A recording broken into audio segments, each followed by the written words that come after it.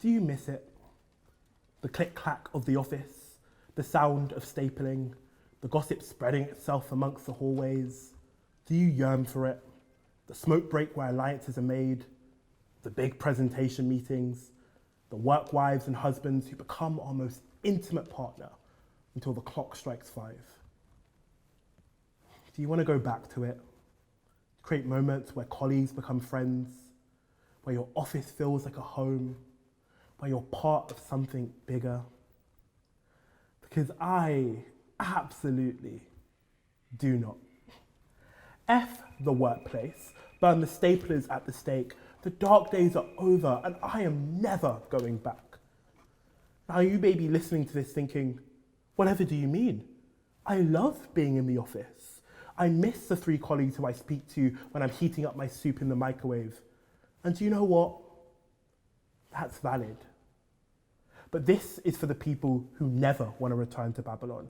This is for the people who wear outfits which never truly fit them. This is for the people who spend more time accommodating the stares of their colleagues than doing their actual work. So welcome to work at the end of the world. Regardless of what type of worker you are, let's have a chat about what it means to work in this capitalist hellscape.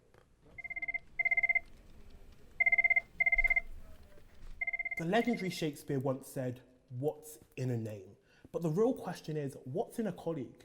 Is the goal for your colleagues to turn into friends, or are they only ever meant to be people who help you get the job done? Now, colleagues are people you're stuck with whether you like it or not. Sometimes they manage to PowerPoint presentation their way into our hearts and become actual friends, but for the most part, most colleagues, even the ones you really, really like, are not your friends. And to be honest, I'm okay with that. But are you? Does it bother you that you spend a lot of time around people you don't really have a meaningful connection with? And the more important question is, by not having a meaningful connection with your colleagues, does it affect your ability to get your job done?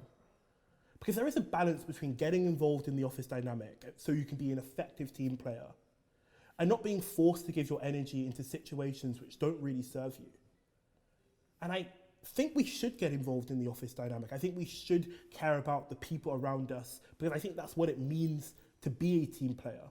But is it fair to expect introverts or people who are shy to constantly have to be around people, to attend workplace socials even if they don't really want to?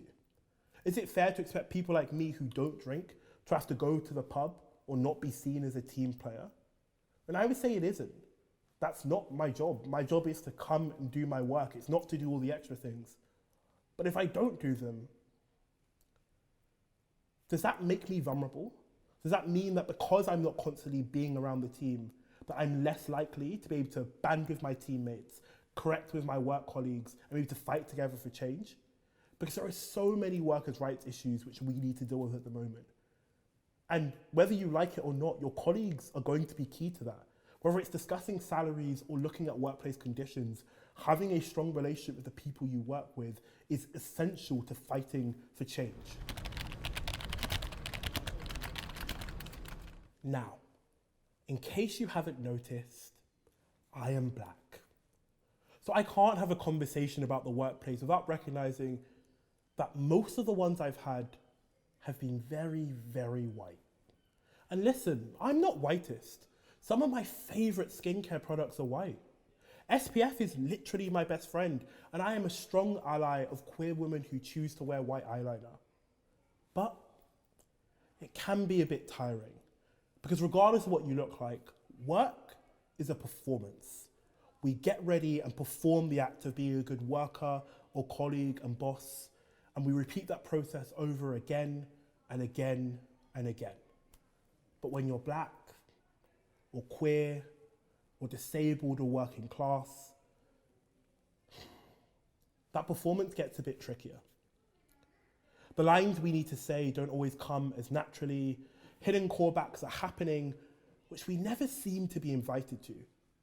And sometimes, our castmates make sure our stage is slippery before our big scene. Sometimes, it can feel like our directors want us to fail, so they can prove we never should have gotten the part in the first place.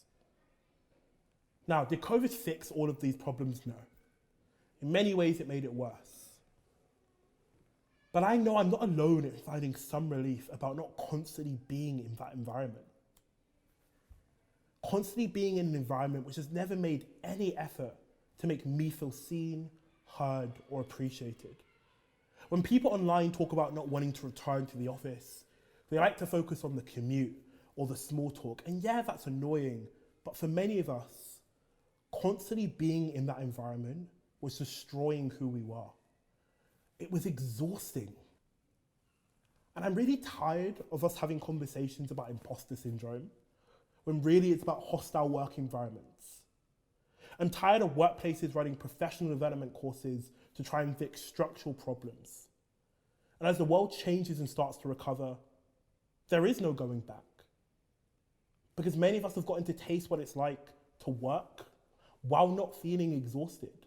To be able to just do our jobs without having to answer questions which are dehumanizing and uncalled for. And now we've gotten that taste, we're going to fight to keep it. Because the world has changed. Things are different now.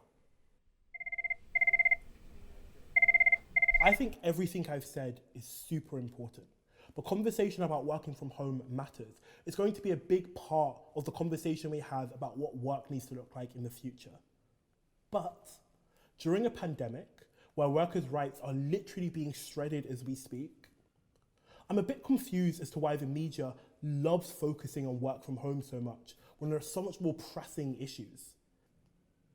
The pandemic gave us a huge opportunity to reassess what the workplace looks like in modern Britain. And it doesn't feel like we properly made use of that. Disabled people have been talking about issues we have with accessibility and sick pay for ages. It's just that no one's been listening to them. We need to look at how broken our workforce is and put in policies in place to fix it. Like, it's easy to say you don't dream of labour, and trust me, I don't either. But it is harder to do the work to actually fight for workers' rights and make sure everyone is being included in the conversation. Because during the pandemic, we got to see the lack of support that exists for people who are self-employed. And as the world turned to the arts during a really scary time, we were reminded that the world loves the arts, but rarely has tangible things in place to support artists.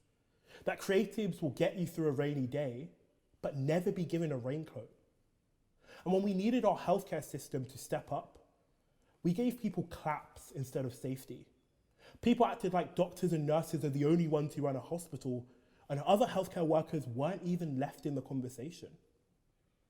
A lot needs to change, and this is the perfect time to change it.